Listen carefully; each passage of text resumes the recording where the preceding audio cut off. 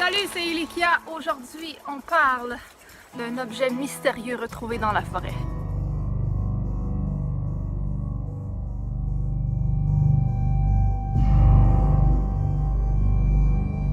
En 1962, le Canadien David McPherson Sr. est tombé nez à nez dans la forêt avec une mystérieuse grosse boîte blanche tombée du ciel dans une forêt canadienne qui s'appelle Lutz Mountain.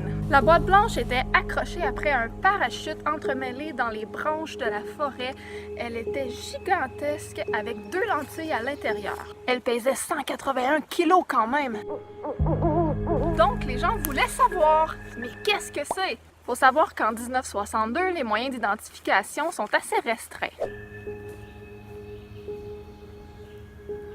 Quand David McPherson avait rapporté la boîte chez lui, il s'est fait gentiment prier par l'armée canadienne de rapporter au plus vite la boîte entre les mains des militaires. Malheureusement pour lui, il est décédé sans savoir c'était quoi.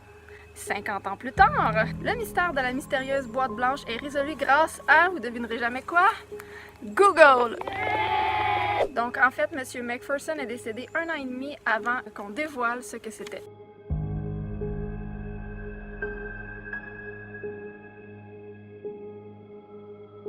On sait maintenant que la CIA était impliquée, mais elle ne pouvait rien révéler à l'époque, pour des raisons évidentes. Parce que oui, ça avait fait les manchettes à ce moment-là, c'était vraiment quelque chose de big. Aujourd'hui, en quelques clics sur le site de la CIA et dans les documents déclassés, on découvre que cette boîte mystérieuse n'était ni plus ni moins qu'un appareil photo géant d'espionnage utilisé par les États-Unis pour espionner la Russie soviétique durant la guerre froide. Cette boîte faisait partie du projet Genetrix. Un programme secret américain qui a déployé plus de 500 ballons gonflables d'espionnage dans les airs dans les années 1950. C'est notamment grâce au projet Genetrix que le complexe nucléaire Dodo Novo avait été identifié par les Américains en Sibérie.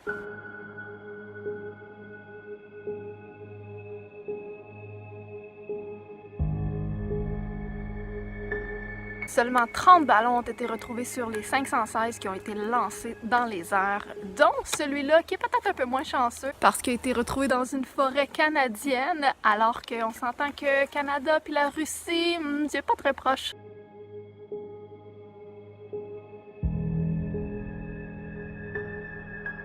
Voilà! C'est ce qui conclut cette vidéo. J'espère que le sujet vous a intéressé. Je sais que ça s'est passé dans les années avant longtemps. Je trouvais ça intéressant de vous filmer une petite vidéo sur un colis mystérieux dans une forêt mystérieuse. Parce que oui, je vais vous montrer cette forêt, je l'appelle la forêt magique. Mais avant tout, n'oubliez pas de vous abonner.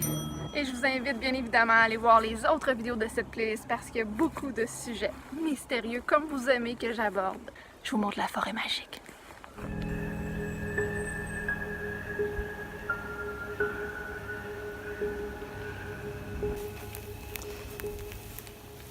On voit le tapis sous mes pieds. Le sol bouge, le tapis commence à devenir vert. C'est hot. Mais en fait, il vient vraiment vert fluo. Là, on est au début de la saison. Je pourrais vous mettre des photos.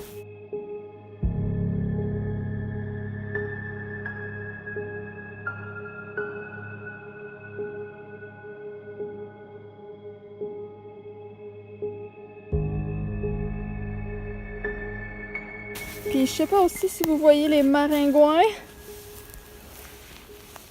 Il y a vraiment beaucoup de bébites. Hey, je vous quitte sérieux parce que il y a vraiment trop de bébites.